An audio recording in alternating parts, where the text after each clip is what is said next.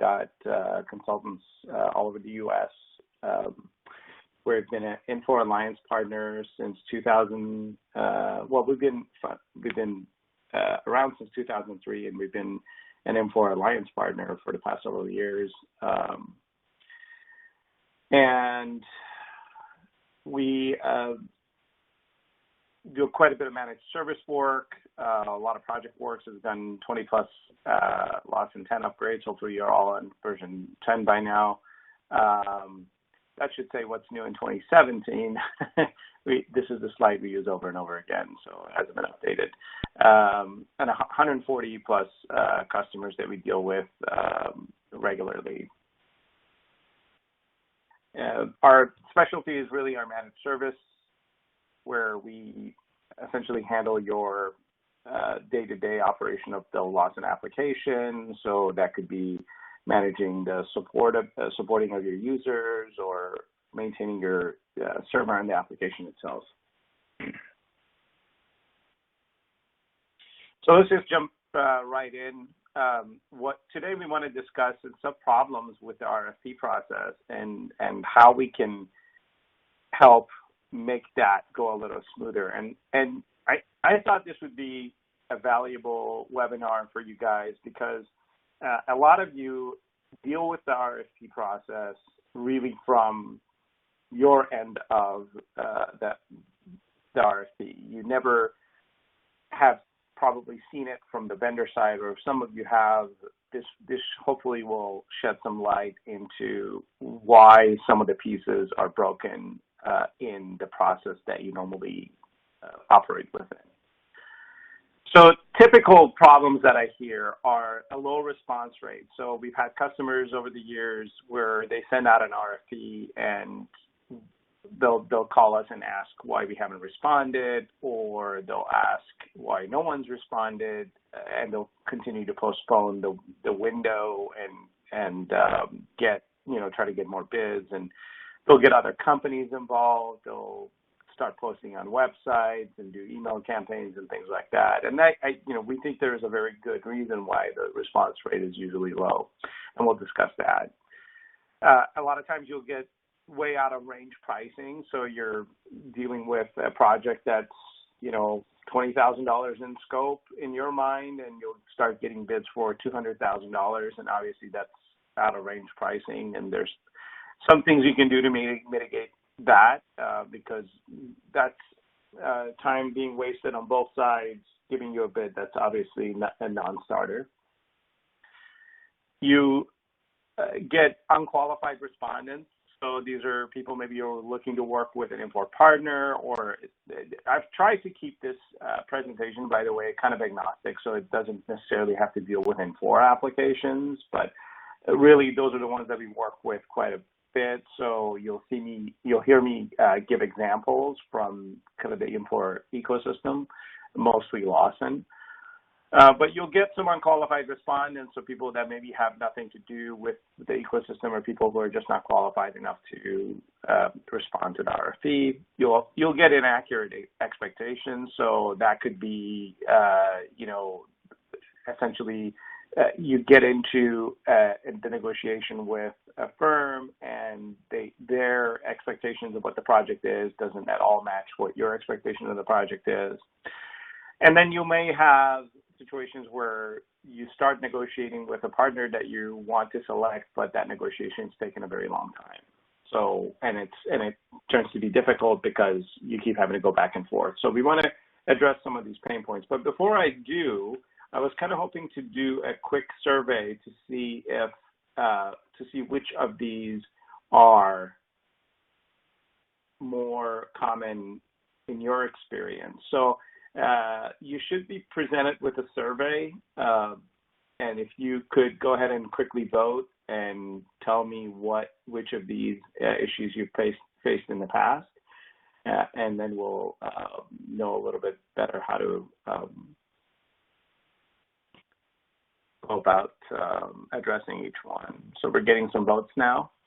I'll give you guys about another minute or so to complete this. And for you, those of you who don't vote, I'm just going to assume you don't get any you haven't had any of these problems. I'll find that hard to believe, otherwise you probably wouldn't be on this webinar.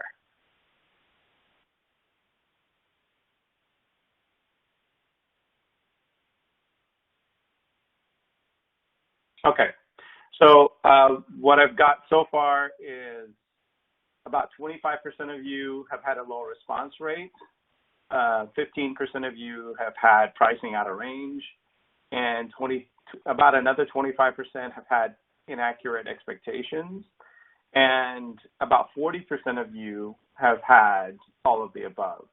So we'll, and we got one person that voted for the long and difficult negotiation period. Great.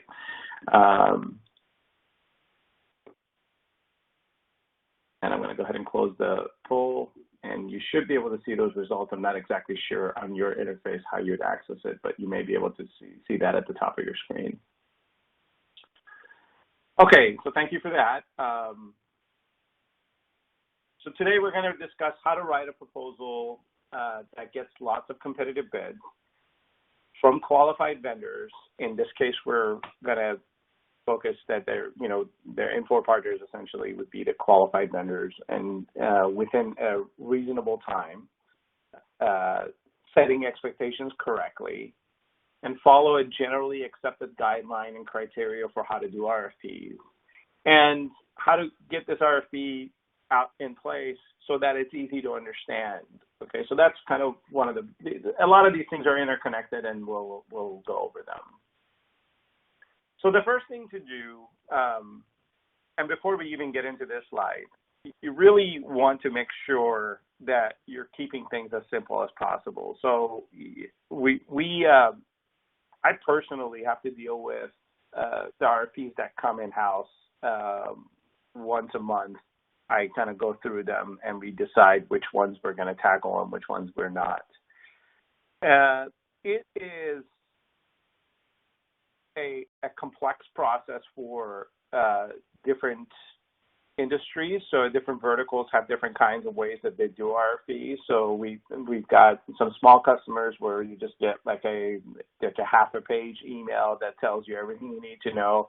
And then on the other side, we get like a municipality that has to deal with city and state government. That's going to give us a 300-400 page packet that we have to go through and comply with every section and things like that. So everything runs the gamut. If you're in one of the verticals that requires that, obviously there's not a whole lot of choice you're going to have over whether or not you're going to be compliant with your with the regulations of your industry. But I think overall, you want to make sure that there are certain components to your request for proposal that you follow to get some successful bids.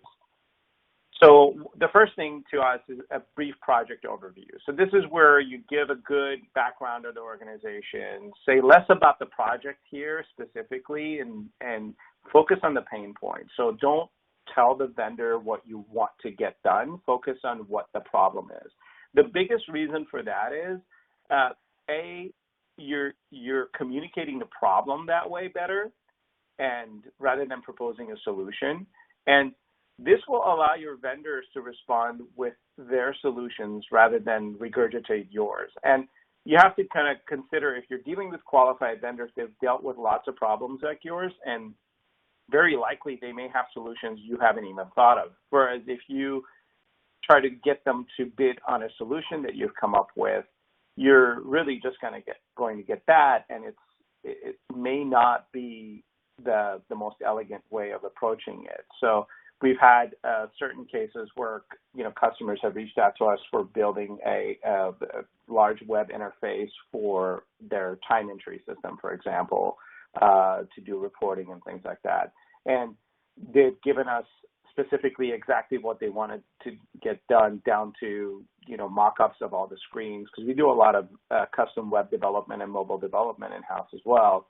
And so we've had that come in, and we've gone through and did the whole thing out, only at the end to kind of find out, listen, what you want to get done at the end of the day, we could get done with an off-the-shelf solution that already exists, that we presented that to them and ended up saving them really a good 70% of their budget. So you want to focus on the problem.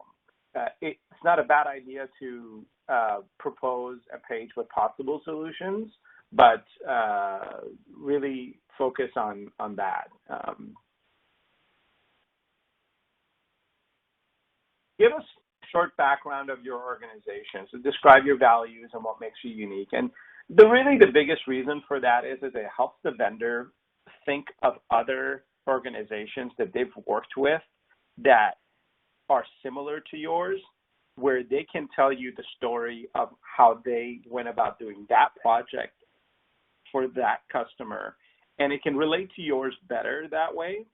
And I think that's one of the best reasons for it. The other is to really make sure that the vendor knows the kind of culture and organization that they're going to be dealing with, and whether or not that even really works with their specific kind of business model or the way they normally kind of work with customers. You'd be surprised where, you may be dealing with a small vendor that has I'm getting a couple of messages where people can't view the slides. Can everybody see me go through the slides or no? I'm getting a couple of messages here. Okay, so Mike says no. I'm getting a lot of no's. Okay, looks like we have a problem with the slides. Okay, there are some that are saying yes. So I'm getting a mix of yeses and nos, and it looks like it's working well in Chrome, but it isn't working well. It's not working well in Internet Explorer, unfortunately.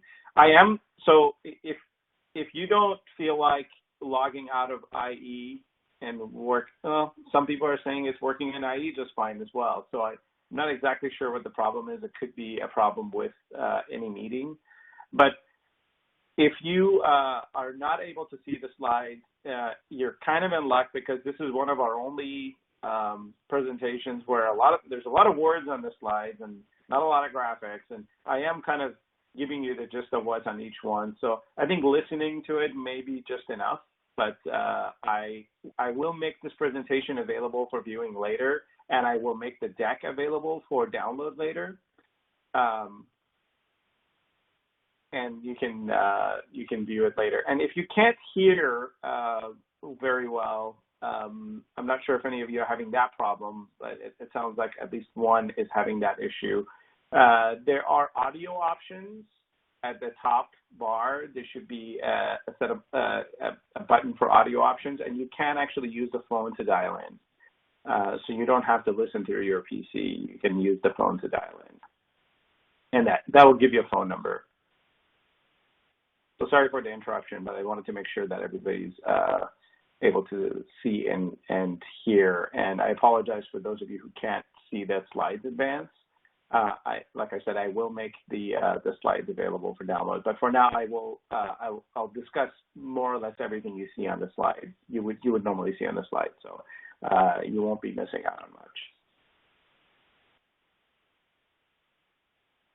So right now I'm in a slide called Project Goals and Target Audience for those of you who can see it. But like I said, for those of you who can't, not a problem. So Project Goals and Target Audience. So essentially, this is where you want to really clearly explain what the outcomes of that you want to achieve here. You want to get as quantitative as you can on any sort of metrics that you have. So for example, for our a project where we automated payroll for a customer, the metrics were very specific. They wanted to make sure that they can complete payroll in a set number of hours, and that they have 30 payroll processors that they wanted to make sure all 30 of them would have access to it without getting any sort of limit in performance, and they wanted to make sure that automation worked on every sort of browser that they could log into. It didn't take any additional licenses. So there was quite a bit of metrics that they went through, and that was, so when you're doing that, I want you to kind of really think outcomes. Don't think don't think solutions like how to, but think this is what I want at the end of the day. And be reasonable there. So don't become too restrictive, because vendors are going to take you very literally in that sense. And they're going to, they're really going to respond that way. So, as a vendor who responds to dozens of RFPs every month, I can tell you that each one of these takes us, something between 30 to 50 hours to respond to. So what we're really trying to do is be as efficient as we can. We try to respond to everything we see on the screen as much as we can, or in the document as much as we can. And then we don't go and, respond to additional things that we're kind of thinking you might mean, especially when it's not that obvious. So don't leave anything out, but don't put things in that you think maybe are nice to have. Focus on real requirements here that otherwise would not be acceptable. So hopefully that's clear, but make sure that you've got some metrics in there that you understand. Now, with something like an upgrade project, for example, so this is like the kind of RFPs we've been dealing with for the past 2 years quite a bit. We've got lots of RFPs from Lawson customers who are doing 10x upgrades. And, with outcomes there, you want to focus on timelines somewhat. You want to focus on, the migrating, let's say, your users and your data, and you want to talk about specifics there, like if you've got customizations, that you want to make sure all the customizations are moved over and functioning correctly on all devices and things like that. If you have, let's say, mobile supply chain, you want to make sure that that's part of your outcomes, that if there's a specific thing. Now, there are also, like, if you have anything specific that you think that's outside of the norm. So everything I've kind of said so far about that is part of a regular upgrade, more or less, but let's say there's something specific about your organization. So let's say you've got some sort of co-location failover facility that also has to work very specifically with Lawson in a way that the vendor may or may not know about. So you want to really outline that the outcome for that should be that you should be able to fail over in, wherever your headquarters are and continue business in the next, 30 seconds to 5 minutes in Anchorage, Alaska, where your co-location is, or some crazy place. Essentially, you want to make sure that you have outlined any sort of specific metric and outcome that you want within your project goals. It really helps to have timelines if you've got those if you have those already. So, for example, if you had to go live by May 31st, 2017, let's say if this was last year, you really want to make sure you kind of spell that out. And if you've got, let's say you're one of the rare customers that has, 5 or 6 environments, you want to make sure that you put that in kind of the goals of the project, and possibly maybe the part of the project is you've got the 5 or 6 environment, but your real goal for success by a specific date is to just get 3 of them up. So you want to make sure that that's outlined here. Describe also the target audience of your project. Now, obviously, for an upgrade, that's pretty obvious. But if you're dealing with like a development project, like our payroll automation customer was dealing with, the audience is very different. So there's maybe processors or payroll managers at every branch, and there may be 800. In this case of this customer, they had several hundred branches, and so that was important for us to know. So knowing who is going to be affected and who is going to see this project essentially it is pretty important, because it helps the vendor really not only add the right amount of detail to their response in the specific area, but it also helps us with scoping the size of the project, right? If we're dealing with 3 users, that's a different project than if we're dealing with 300 users of the specific thing. So the next thing, so that was goals, right? The next thing we're going to get to is scope of work and deliverables. Okay, so this is the part that you're probably already good at, and we have seen that time and time from all of you when you submit your RFPs. This part is actually usually pretty well done. This is the specifics of what we want. The guts of your project are here. So describing the specific service that you're looking for and the team you're trying to hire and each specific area, detail of deliverables, like I want like 4 new custom screens within, portal that do the specific thing. So this is really where you're talking about your scope of work. So I'm not going to get too bogged down in the scope of work here because I think that most customers understand that pretty well. But I will tell you that the more detail you add here, the more successful you're going to be. So do that up front. I know it's a lot of work, but if you're not willing to provide a lot of detail, at least provide a method for the vendor to dig in and discover more. So have a point of contact where the vendor can be talking to them and do their own discovery. So be receptive to questions and be receptive to getting surveys and questionnaires from the vendor, and potentially opening up your environment in some ways for a discovery period to specific vendors to say, okay, why don't you come and take a look with us, maybe through a WebEx or whatever, and get all your questions answered. That's actually pretty effective. I know a lot of customers don't do that because it's not a typical traditional part of the RFP process, but I've found that in the past that if we can do a quick WebEx with the customer to run through specifics of what they're talking about and what project they want to do, it really helps to kind of find out the scope of the project and specific deliverables.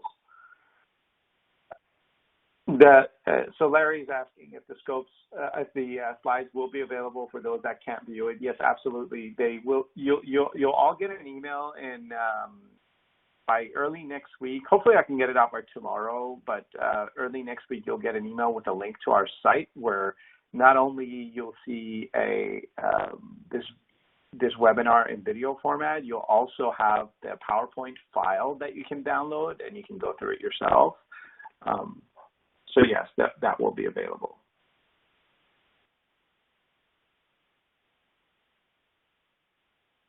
The next thing you want to make sure you have is a timeline for the project. So this is the timeline for the RFP. I'm sorry. So you want to make sure that you have specified explicitly when things are due and how to which dates on a specific dates on a calendar, when people have to turn things in, like for example that your intent to respond, your deadline for questions, and your when you're going to be answering the questions and wrapping that session up, and when you're going to do selections and things like that. And we'll get to that a little bit further. But the other timeline you want to also focus on is your project timeline. So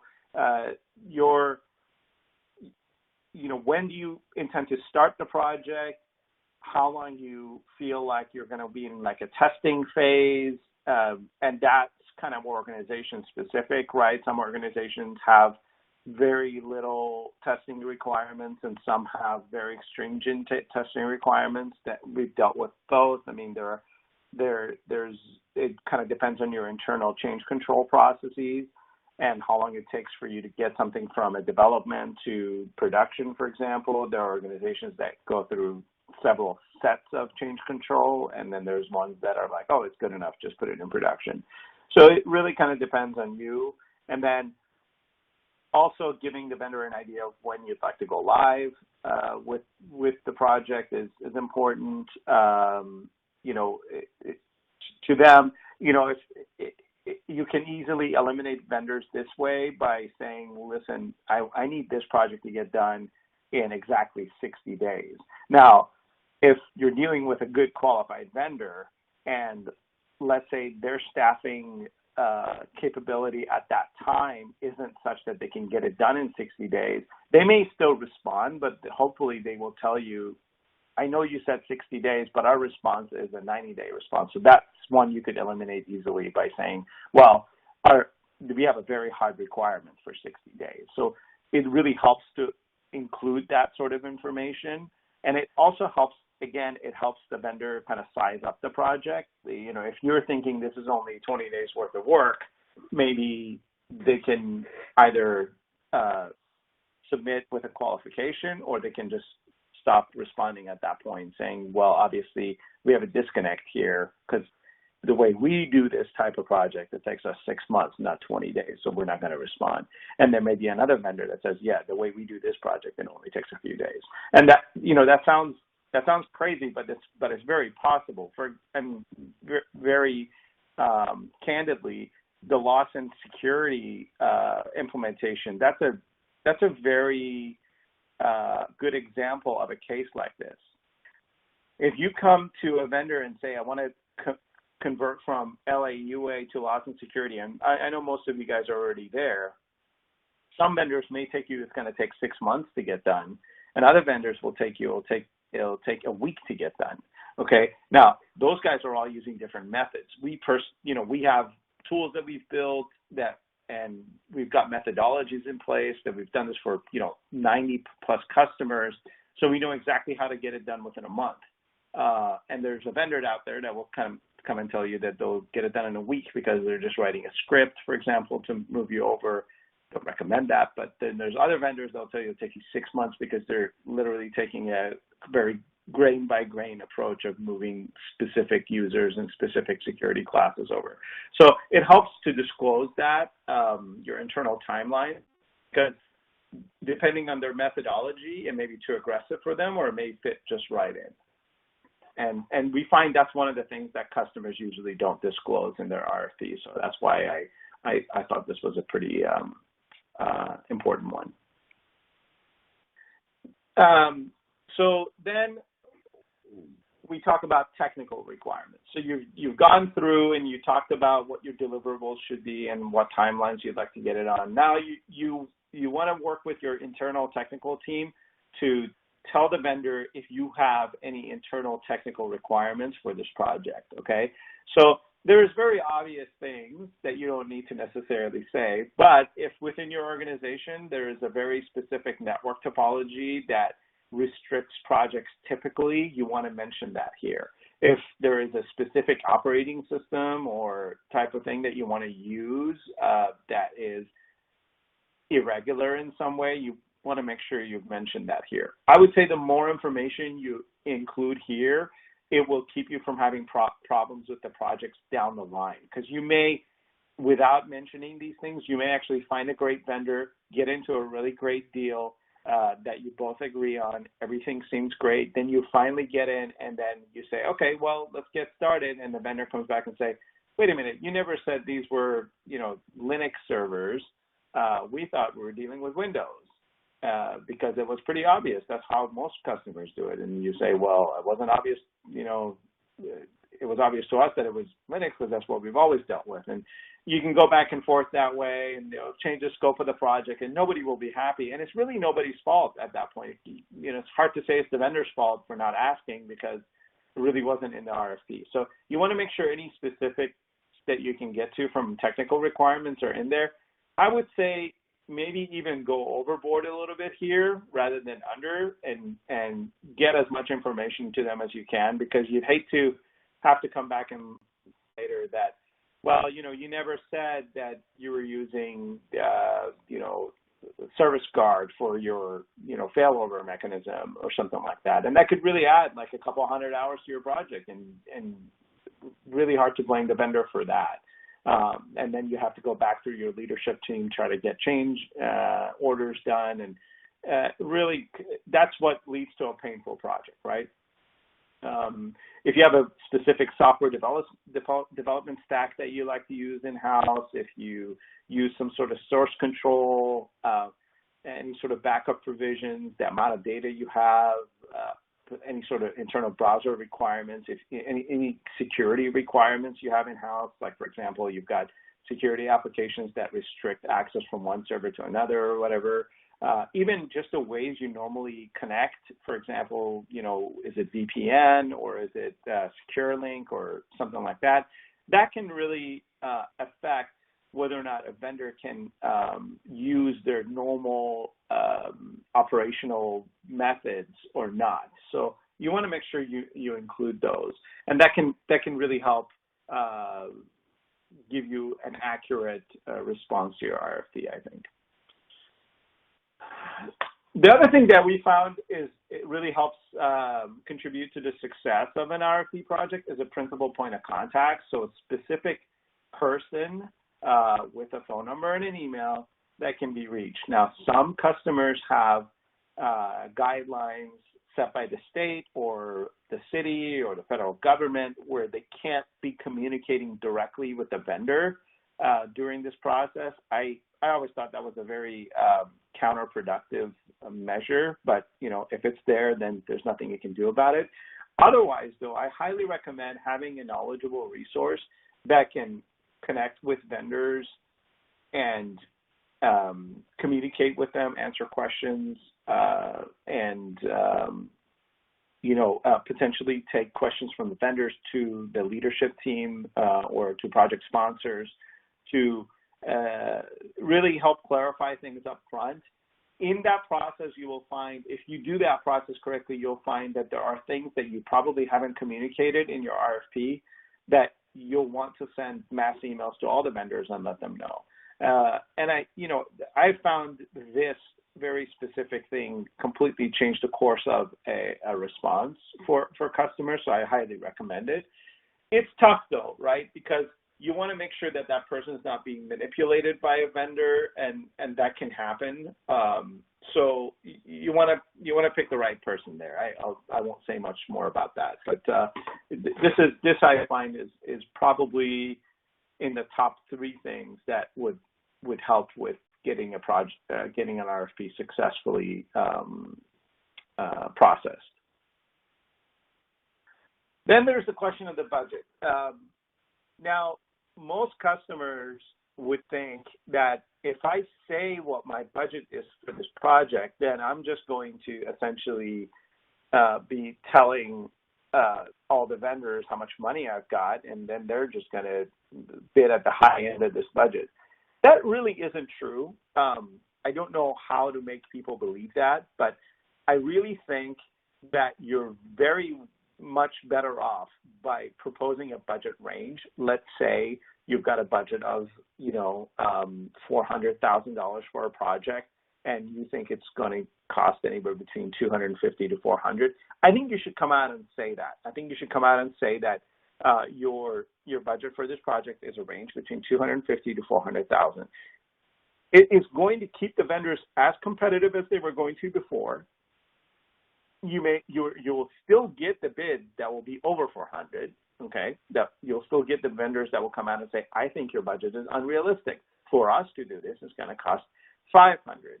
But you'll still get some vendors that will come and be below 250. Okay, so those are your budget vendors that will come in and try to do the project for less. And you'll get several within your budget, I think. That has been our experience. I've gone in the past 20 years, I've probably done several thousand of these RFPs, and I know that the ones that provide a budget range up front are actually more successful in getting good bids because you're going to eliminate a couple of vendors, sure, and that's a good thing, right? Because you don't want to waste your time with a vendor who obviously is out of your range, and you want to make sure that you also set the scope of the project using that number in a way.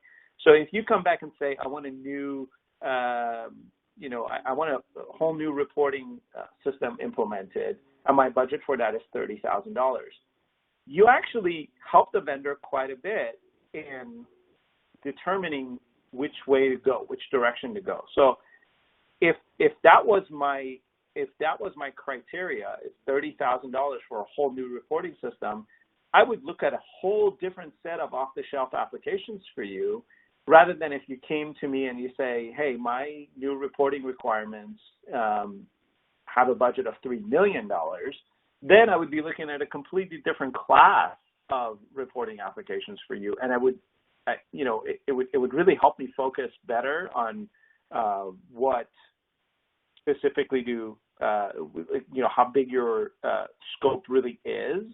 It may help me ask better questions at least to make sure that I understand your scope. But if you don't give me that range, I may be looking at the $3 million solution for your $30,000 problem.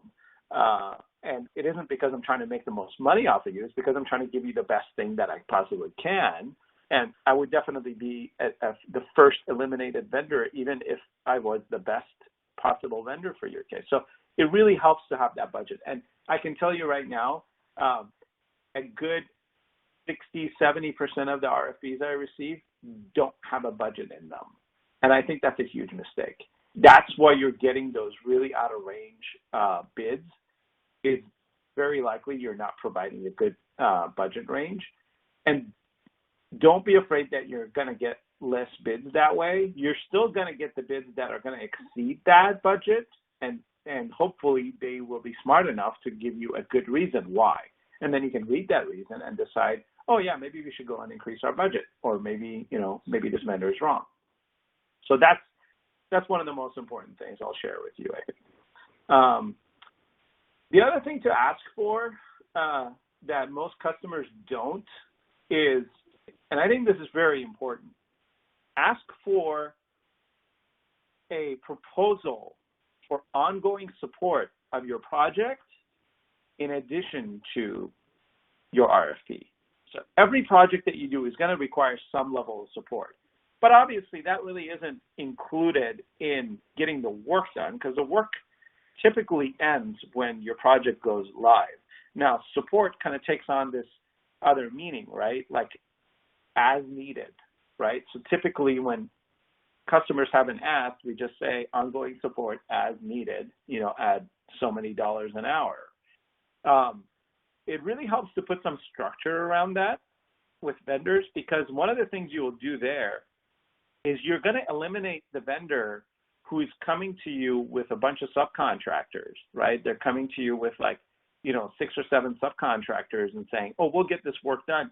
I'm not saying that's a bad vendor. In fact, sometimes those are the best vendors, because you'll go and select a really great team of people that know this stuff really well, put them together and get your project done. But what happens as soon as the project ends, that team will be dismantled to go do other things, and they won't be able to support your project. So if support's important to you, if this is a project that requires a lot of support, make sure you put that in here. So you just say that you want an ongoing support write-up, like how do you plan to support us on an ongoing basis? What's that going to cost us? What should be our response time expectation for support?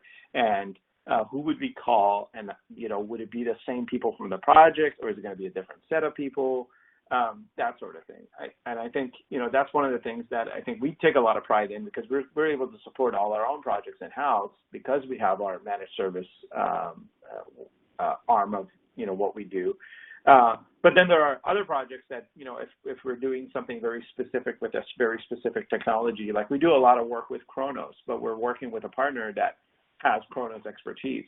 So, and we explicitly say that in our proposals, right? If your project that you're having us bid out has a Kronos component, we say that we're pulling in these guys to do the Kronos bit of it. But when it comes to support, we're going to have to kind of work out a specific deal for you. Then when it comes to references, so this is the other thing I find customers are just blindly asking for 4 references. I think that's a big mistake. I think you should be pretty specific about exactly what you want from a reference. So you want to ask for a reference for a very similar project, and you want them to be in a very specific capacity, right? So you want it, and you can choose what that capacity is, but do you want to hear from the CIO of the company whose payroll system be automated? Or do you want to hear from, the project manager on the project where we, did the upgrade? That's pretty important, because otherwise you're just going to get a person at a customer that may or may not really be a good representative of someone who we did a similar project for.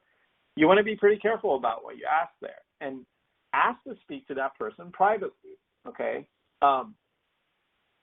There are instances where I've heard customers have had to talk to a customer with the vendor on the phone. We would never do that, but there's vendors that do. So when the vendor is on the phone, it's pretty tough to get good answers, right?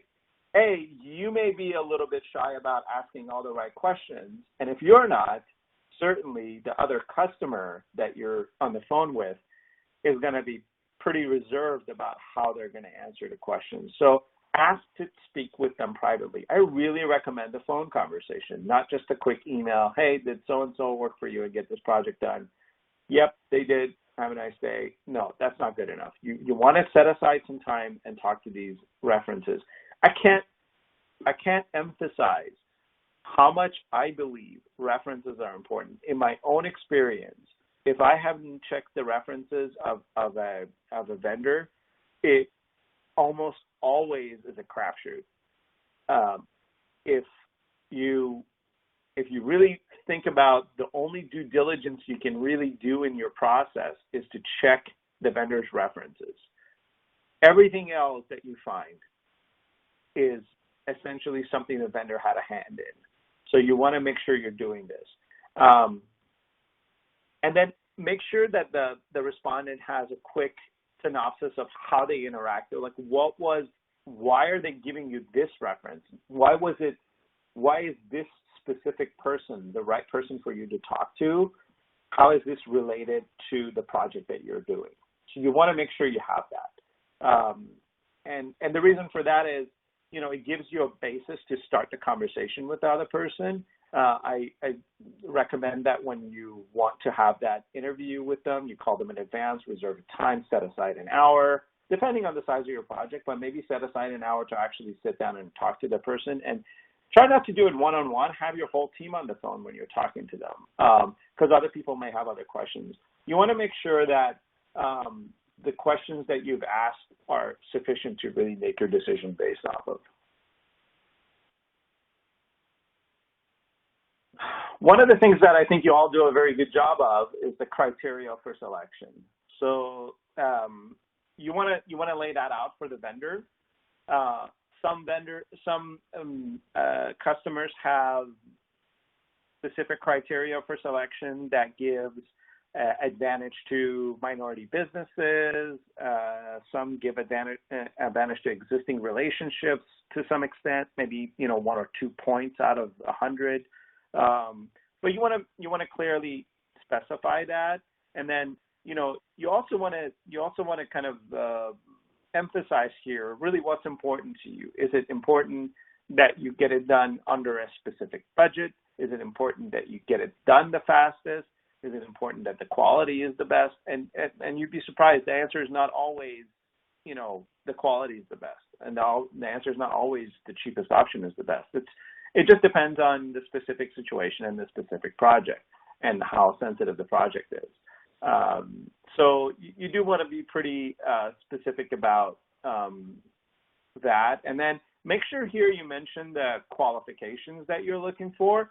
So if there is a specific certification or a set of licenses you're looking for, a partnership status with a separate vendor like Infor that you're looking for, make sure you mention that up front. You may or may not still get bids from vendors who are not qualified specifically based on your criteria, and you never know. It may be okay. Like there could be a vendor that doesn't meet your specific revenue requirements for a vendor you like to deal with, but they have a very good reason for not having that, or there's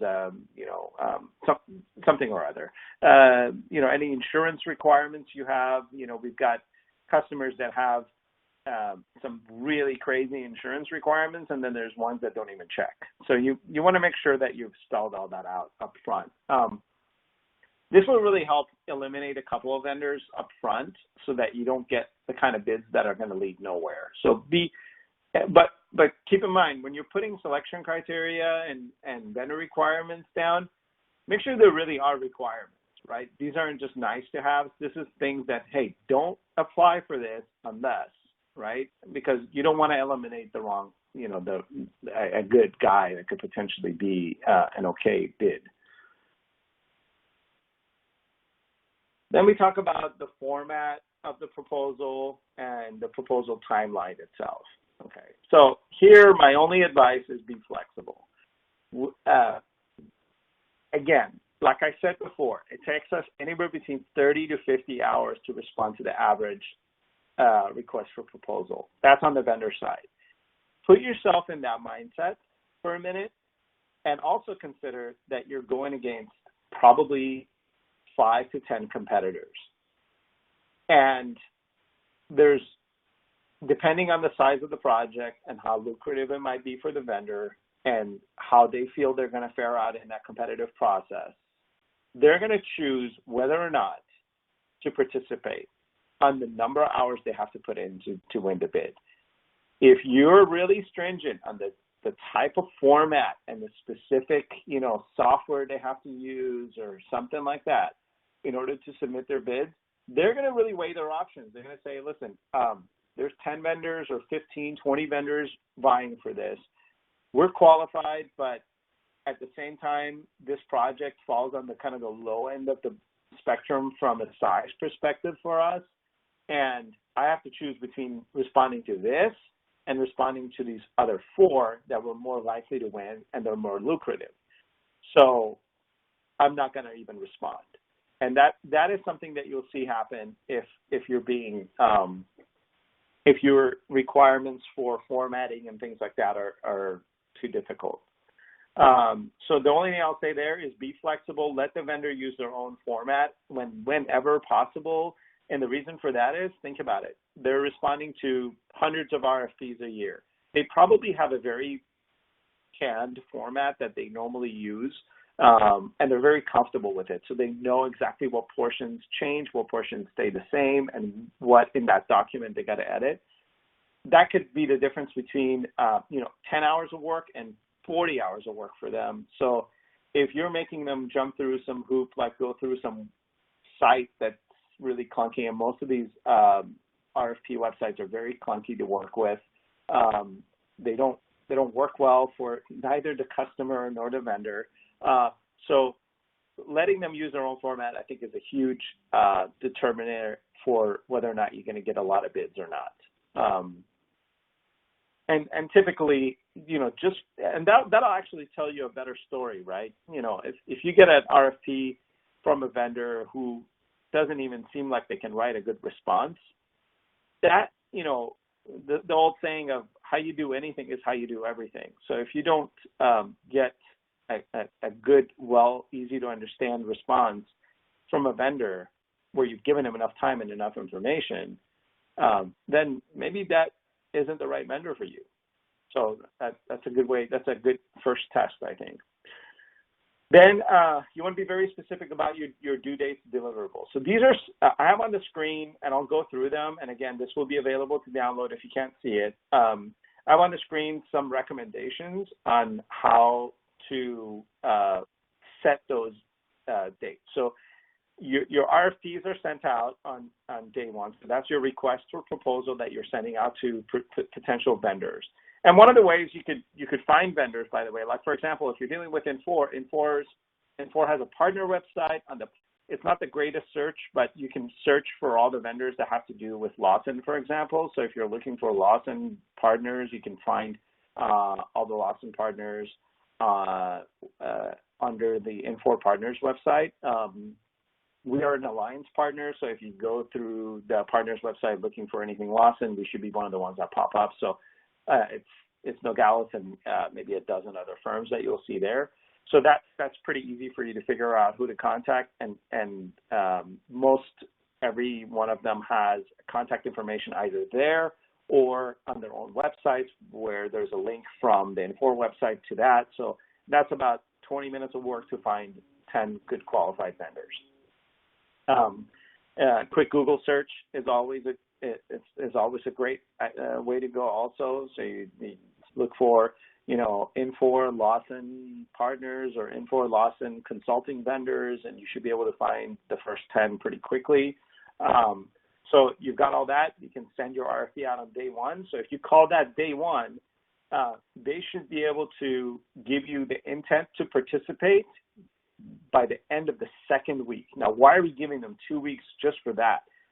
Well, you want to make sure you reach the right person. That could take a few days. And then you also want to make sure that they've had time to evaluate whether or not this is a good project for them to participate in and respond. That can take a couple of weeks depending on what kind of part of the cycle they're in, or maybe they're working on a lot of projects, or maybe, whatever it is, they may have to ask a couple of questions in the meantime to really help qualify themselves and qualify you as a lead. So you want to give them a couple of weeks to do that. Then after they've submitted an intent to participate, now you're narrowed down to a certain set of vendors. And then you want to have them submit all their questions to you by the end of the fourth week. So now we're 4 weeks into this process. They've submitted all their questions. You want to have the responses to that question within a week. So that's the end of the fifth week. So we're already a month and a week through this, and we haven't found a vendor yet, but we've answered all their questions. Should we do a week after that? So the end of the sixth week. So we've given them 6 weeks really from the start to write up and submit a proposal. I do recommend interviewing your finalists to go through the parts of things that are kind of ambiguous or, you have questions on. So that's the 7th and the 8th week. That's giving you 2 weeks to interview maybe 3, 4, 5 vendors. And then by the end of the 9th week, you should be able to make your final selection. Now, these would have specific dates associated with them, which you should publish when you're publishing your RFP. I don't recommend moving these dates unless obviously you're not getting any responses. Hopefully that's not the case because you've now gone through this process and you understand the process better. But have those dates in a calendar, published with the project, and stick to those dates.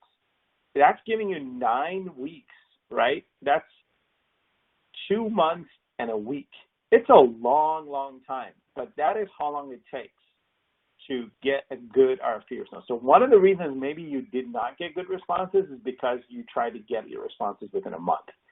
That really isn't that possible. When you really think about what it takes to get these things done and how much it takes to kind of go through this process, it takes the 9 weeks. And one of the questions that popped up was, when do you check on references? When you're doing those finalist interviews in that 7th, 8th week, maybe right before you actually have the vendor interview, you'll want to be doing those reference checks. You can also do them as there's before you can ask for the references prior to them submitting their final proposal, so you can kind of do that work ahead of time. But certainly have it done by the end of that 7th week if you can. That's a good question. That's something I'll probably add to this before I upload it online. So as you can see, not a quick process, and to get some meaningful responses, you really want to give it a good 9 week. So we recommend starting this process 3 months before you really want to start a project. Okay, so 3 months is a pretty good indicator. Like that's where you want to start, and then you should have no problems. 3 months is plenty of time. No one's going to be rushed, and as you know, haste makes waste. So if you're rushing these things, you're going to get bad requirements. You're going to get bad responses. You're going to get wildly offset expectations. Which is going to just eventually, this is all, guys, it's all going to lead to really horrible projects if you don't have good RFP process. So your RFP isn't all about just getting responses. It's to get responses that are going to lead to successful projects. And I believe that getting all these bases covered will get you there. Okay, so getting to a good, successful project where all the stuff has been communicated, all the expectations have been set correctly, you've gone through your interview process with the vendors, you've answered all your questions. And if you're not getting an answer to a question pretty directly in that 7th and 8th week interviews with the vendor, that's an alarm. If you're getting a vacillating type of response, you want to make sure you address that right then and there. Don't proceed with ambiguity, right? Expectations should be pretty well set by then. There are things where we've dealt with projects. It just kind of depends. So if you deal with IBM, for example, they've got a pretty specific way of responding to things. So what IBM will do, they will send a team out for like 2 months to dig through every nook and cranny of what you're talking about, and they'll give you a very down to the minute proposal for it. Most Lawson customers don't, that in my experience, don't have that sort of project in mind, where it takes 2 months to dig through and kind of give you specifics. We did an upgrade recently where there was 800 plus COBOL modifications. Well, we gave the customer a really good estimate up ahead of what we thought it would take to move those from version 9 to version 10. Happens that just with that number, but we had to take a pretty good guess at the beginning. Otherwise, we would have had to have a small project up ahead where we would have said, okay, well, give us 2 weeks to go through all of these specific things, document all of them, figure out exactly what's involved. Are there any of them that are going to have to be written, and we'll scope it out perfectly for you. So I'm not talking about that level of ambiguity. So that's something where a level of estimate is probably where you want to be. But if there's an ambiguity about how to even do something, that's something you really want to flush out up front. So some do's and don'ts, and we've probably already talked about this. Some do's are, do start 3 months before project begins. Do keep it simple. Do be very precise. And do provide specific dates. Do provide a contact person. Do accept digital responses. That's a big one. So we've had customers that want us to have printed responses mailed in, specific ways, in a specific type of envelope with specific flags and things like that, overnighted to, 2 different addresses or something in a sealed format. That's fine. We do that all the time. But again, you're going to eliminate vendors that way. That could potentially be working on 3 separate RFPs, all of them great, and they have to make a choice of 2, and they're like, well, this is the one that won't let me respond digitally. So that's the one that's going to take that's the one that's going to take me additional time. So if I have to choose, that's the one I'm going to eliminate. Just like you're going to eliminate a vendor based on criteria, the vendor is going to eliminate your RFP based on certain criteria. So make sure you do accept digital responses if you can. Do accept the vendor's format whenever possible. So we talked about that already. I won't get into it again. And do meet with the vendors to go over areas that are ambiguous, okay? So you don't have to meet in person these days. Phone and WebEx and those things work pretty well. But do meet with the vendors to go over things that you're ambiguous about before you make your final selection. And even if it means having, let's say you've already selected the vendor, but before you finalize things, you do want to get these things kind of figured out. Some of you may have requirements where you can't have conversations and emails with the vendor. Now, I personally find that a very unproductive part of the process, and I'm sure you would agree. It makes no sense not to be able to meet with vendors before you make your final selection. But if that's the requirements you have in place, then you may have to bolster up the other pieces of what we've talked about to make sure that doesn't happen. So you're going to have to do a lot more work up front to make sure your requirements are really well flushed out before you send it out. Again, if you can work around that requirement in whatever way, even if you have to get like a third party involved to do it for you, I'd recommend it, because not talking to vendors before you start a project, unless it's a very simple project, that's a recipe for the expectations not being aligned. Some don'ts that I've written down for you is don't complicate the response process, right? So when it's not necessary, don't complicate it in crazy specific ways, thinking you're gonna be the one that's revolutionizing the RFP process. Really, it should stay very simple. Don't try as hard as you can not to go over 20 pages whenever possible. People don't like to read. vendors will grab that 200-page RFP that you've got. They'll skim through it for what they think is necessary and what they think is important. They're not going to read every page, unfortunately.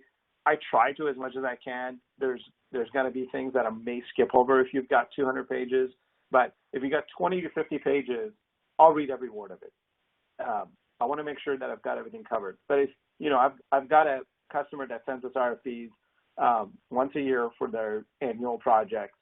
It's always 200 to 300 pages. It's one of those things where I've got to take a couple of days off to go through this.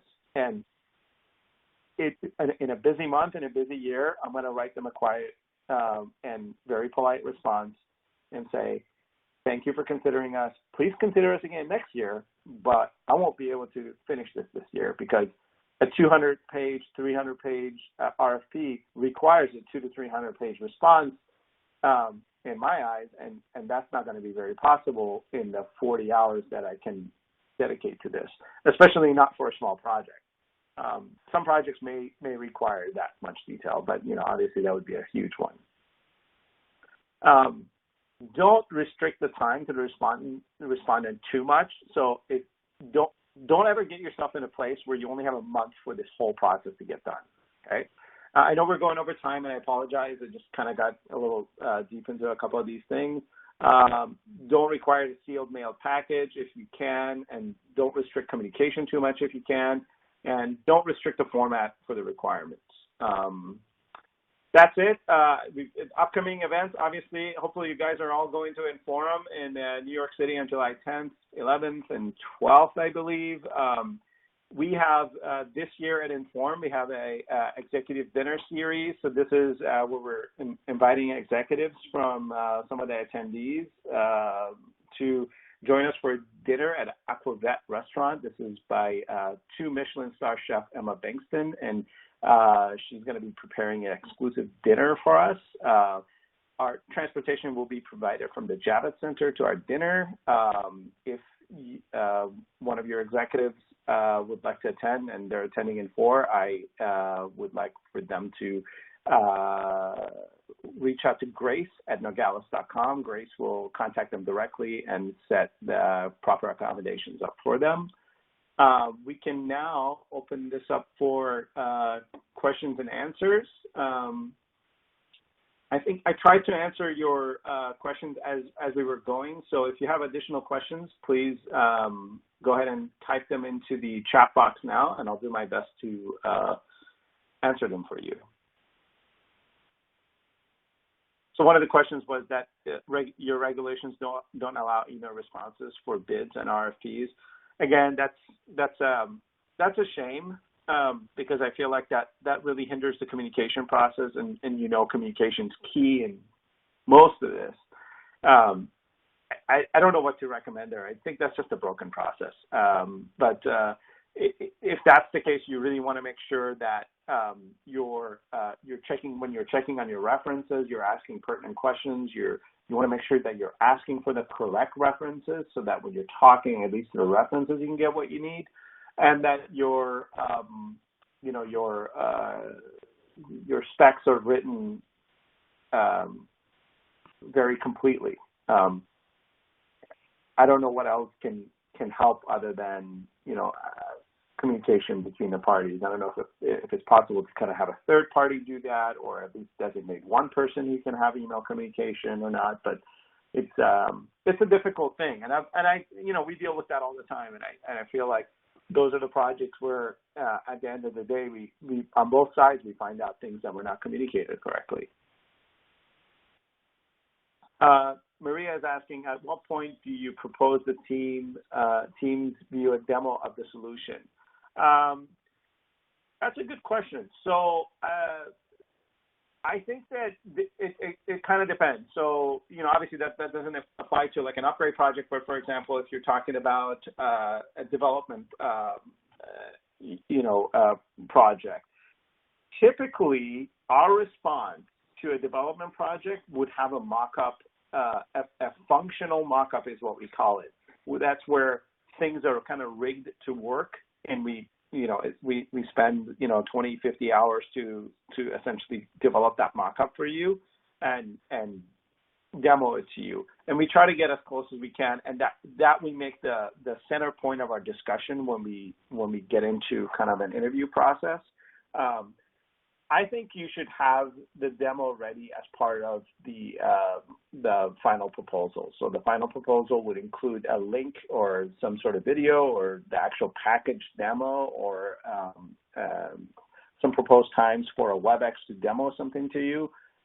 Would probably be right with the final proposal. It's hard to ask a vendor to do that prior to submitting the final proposal, unless that's a communication you're having with a vendor and they can do that ahead just to kind of get some feedback and then polish the proposal a little bit. So anywhere between like maybe the 5th and 6th week or so, it's reasonable to have kind of a demo ready. Again, it kind of varies by project, and the larger your project is and the larger the demo is, it may take longer. But that's another reason why it helps to communicate with the vendor some more, is to kind of find out what they need to kind of get you what you need to make your decision.